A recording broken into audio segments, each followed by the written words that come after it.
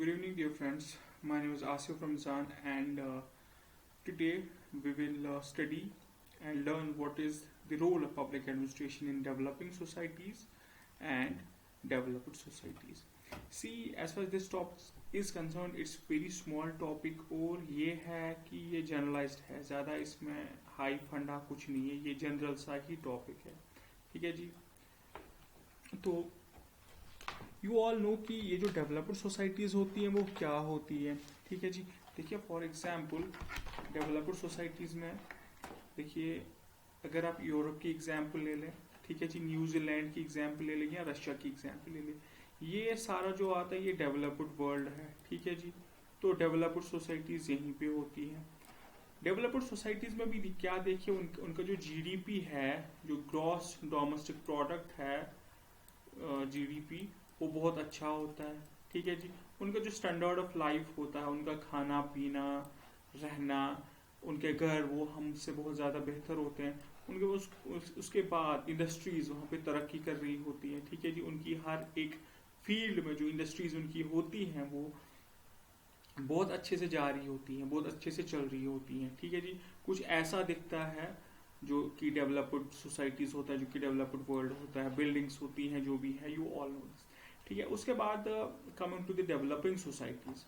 अभी देखिए developing societies में जैसे हमारा कंट्री है तो अनएम्प्लॉयमेंट बहुत ज़्यादा है, बेरोजगारी, जैसे आपको पता है सारे ग्रेजुएट पोस्ट ग्रेजुएट हैं तो जॉब नहीं है, या कभी ऐसा भी होता है कि स्कूल ही नहीं जा पाते हैं, पढ़े लिखे भी कम है, अंडर डेवलपमेंट होती है. ठीक है जी. जैसे कि रोड कहीं है, कुछ बहुत सारे अभी भी एरियाज हैं, कुछ बहुत सारे गांव है हमारी कंट्री में जहाँ पे अभी रोड नहीं है, जहाँ पे अभी इलेक्ट्रिसिटी नहीं है, तो वो होती है अंडर डेवलपमेंट.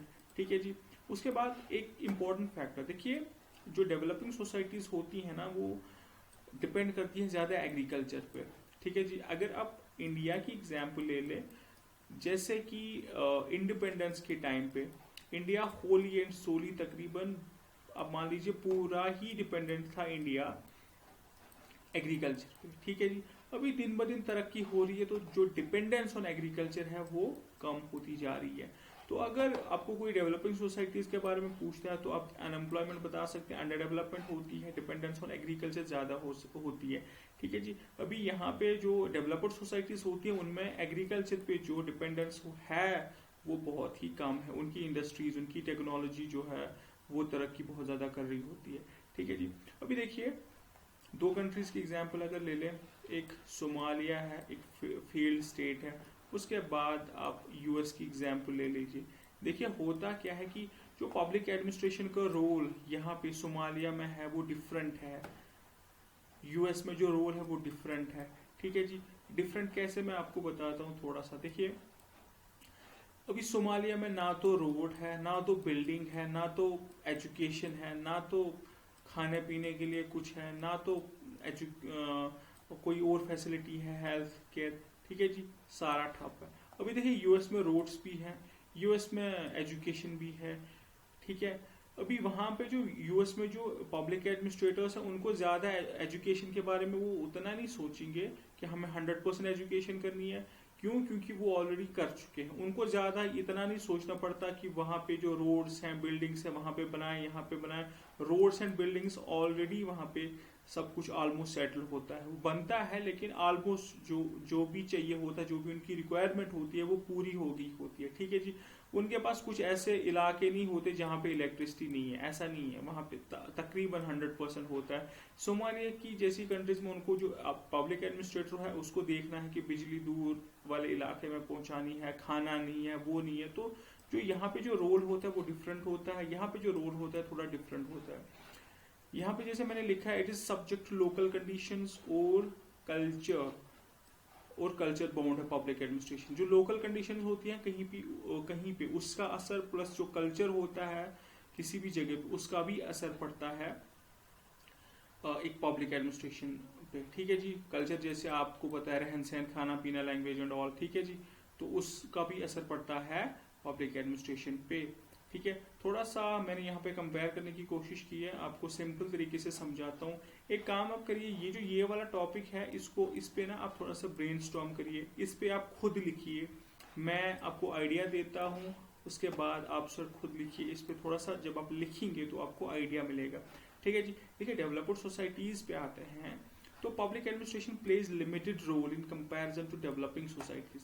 जैसे मैंने अभी आपको एग्जांपल दे दी सोमालिया की, ठीक है जी, वहां पे बहुत ज्यादा काम करना पड़ता है, ट्रिमेंडस रोल होता है पब्लिक एडमिनिस्ट्रेशन का, क्योंकि ना उनके पास खाना है ना पीना है, हर एक चीज जो होती है, अगर एक स्टेट है, अगर एक पब्लिक एडमिनिस्ट्रेटर, उसको बहुत सारी चीजों का ध्यान रखना पड़ता है।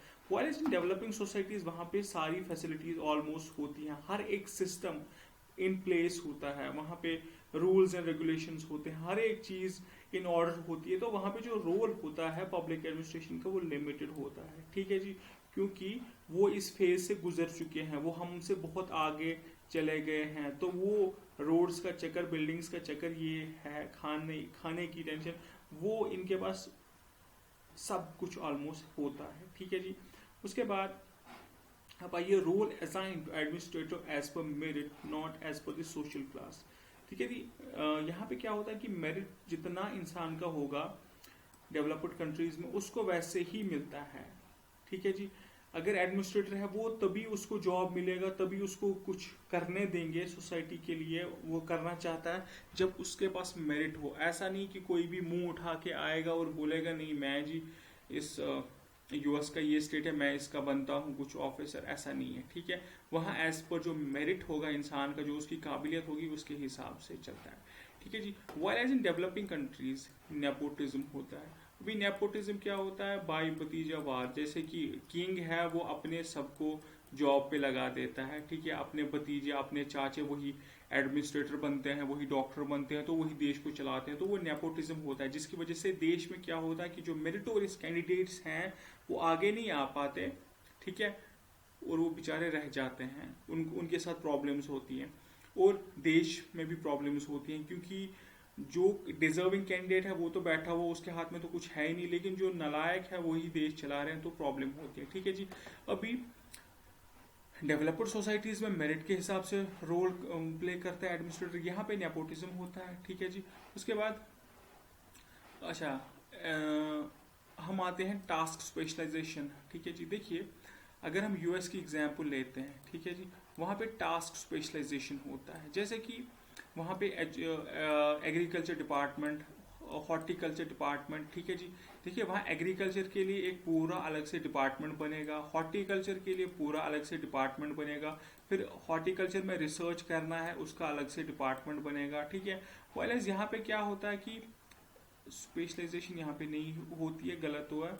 यहाँ पे क्या होता है कि ओवरबर्डन होता है। देखिए अगर इंडिया की ही एग्जाम्पल ले लें, देखिए क्या होता है कि वो बहुत सारे हमारे आईएएस ऑफिसर्स होते हैं, वो उन्हें फॉर एग्जांपल वो एग्रीकल्चर भी देखेंगे, उनको उसके बाद सेरिकल्चर भी देखना पड़ेगा, हॉर्टिकल्चर भी देखना पड़ेगा, तो हर एक काम उनको देखना पड़ता है। दे आर ओवरबर्डन, उन पे बहुत ज़्यादा दबाव होता है, काम का बहुत ज़्यादा दबाव होता है, टास्क स्पेशलाइजेशन नहीं होती है। यहाँ पे क्या होता है कि एग्रीकल्चर वाला स्पेसिफिक जो है, एग्रीकल्चर ही जिसे आता है वो एग्रीकल्चर देखेगा, हॉर्टिकल्चर वाला ही हॉर्टिकल्चर देखेगा।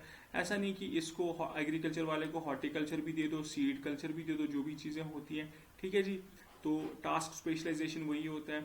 उसके बाद यहाँ पे क्या होता है, डेवलप्ड सोसाइटीज में जो होता है जनरली स्टेबल एडमिनिस्ट्रेशन होती है। ठीक है जी, यहाँ पे अनस्टेबिलिटी होती है। स्टेबल एडमिनिस्ट्रेशन मतलब कि यहाँ पे ज्यादा जो एडमिनिस्ट्रेटर होता है उसको ज्यादा प्रॉब्लम्स का सामना नहीं करना पड़ता, ट्रांसफर ज्यादा नहीं होती। ठीक है जी, वो एक जगह पे रह के काम करता है, उसको पता होता है कि क्या रिक्वायरमेंट है, थोड़ी सी वो मैंने पूरी करनी है। ठीक है जी, ना हालात ज्यादा खराब होते हैं, ना इंटरनल स्ट्राइफ्स और प्रॉब्लम्स होती हैं, तो जनरली स्टेबल एडमिनिस्ट्रेशन होती है। एडमिनिस्ट्रेटर पे ज्यादा बाहर का वो नहीं होता कि टेंशन नहीं होती। ठीक है, लेकिन यहाँ पे अनस्टेबिलिटी होती है। अब देखिए क्या होता है कि एक डायरेक्टर है, वो ईमानदारी के साथ अगर काम करना चाहे तो या तो टीचर लोग हैं वो कंप्लेंट करना शुरू कर देंगे। ठीक है जी, उसके बाद पॉलिटिशियंस परेशान करेंगे। ठीक है जी, उसके बाद ये भी होगा कि बाहर से कुछ हालात खराब हैं तो उसकी वजह से और प्रॉब्लम हो जाएगी। ठीक है जी, तो ये सो फार आई थिंक क्लियर है, सिंपल सा टॉपिक है। प्लीज यहाँ पे जाइए, मेरा पेज है, इसको लाइक करिए। ठीक है जी, thank you very much. Thank you.